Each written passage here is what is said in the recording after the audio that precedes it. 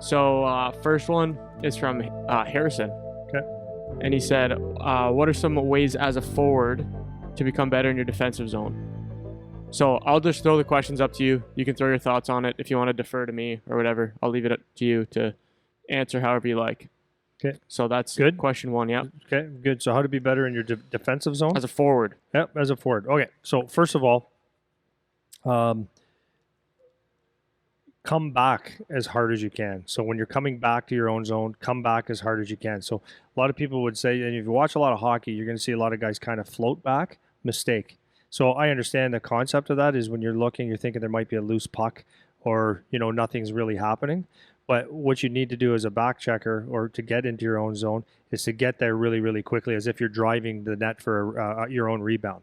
Yep. So the reason for that is because anything can happen. There could be a bobble, there could be a rebound that comes out, and if you don't get to your spot quick enough, then you're back checking again more, so you're not sorted out. So the number one thing would be to come back as hard as you can through the middle of the ice. Either you're picking someone else out, or if you're not that smart, and I don't mean that in a negative way, if you don't understand who you should pick up and stuff, come back, which some people call it to the house, hash marks, home plate, whatever you want to call it. Come back as fast as you can, put the brakes on, stop, and sort things out. So that's number one. So now you're in a position where you're protecting the most important part of the place, of the ice in your own zone.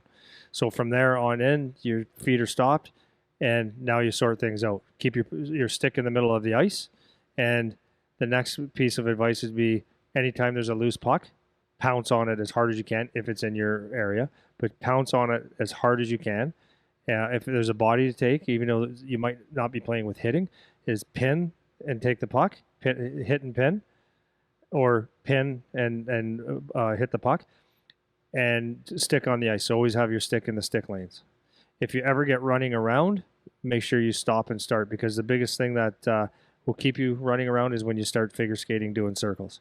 So that's what I would say is you come back as hard as you can, stop your feet, sort it out, don't get impatient. And it's all about stops and starts very quickly. Hit and pin, stick to the middle of the ice, stick on puck.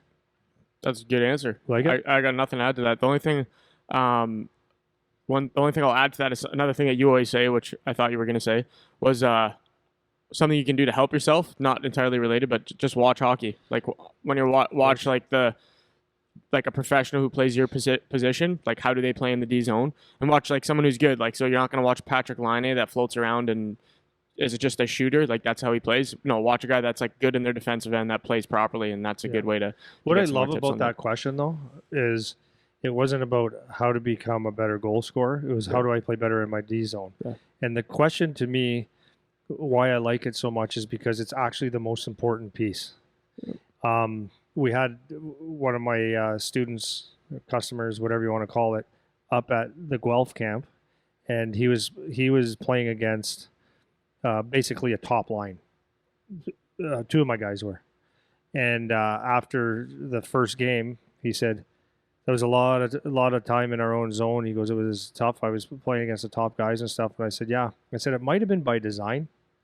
And I said, it might have been by design because you're not making it to score 40 goals. That's not what your role is going to be. The skill level of these guys and the draft, their draft status from a couple of years ago were much higher. So if you play in this league, the number one thing you have to be good at is what you just did today. You did a good job. So I like that question because for me, that Harrison is asking a question that gives him his best chance to become a hockey player. And it's the most important role, and it's probably the most overlooked.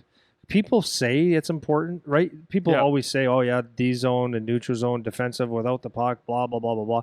But a lot of the time, not most of the times, a lot of the times it's just words because it sounds good. But when you look at the effort, I mean, talk is cheap. We say this all the time.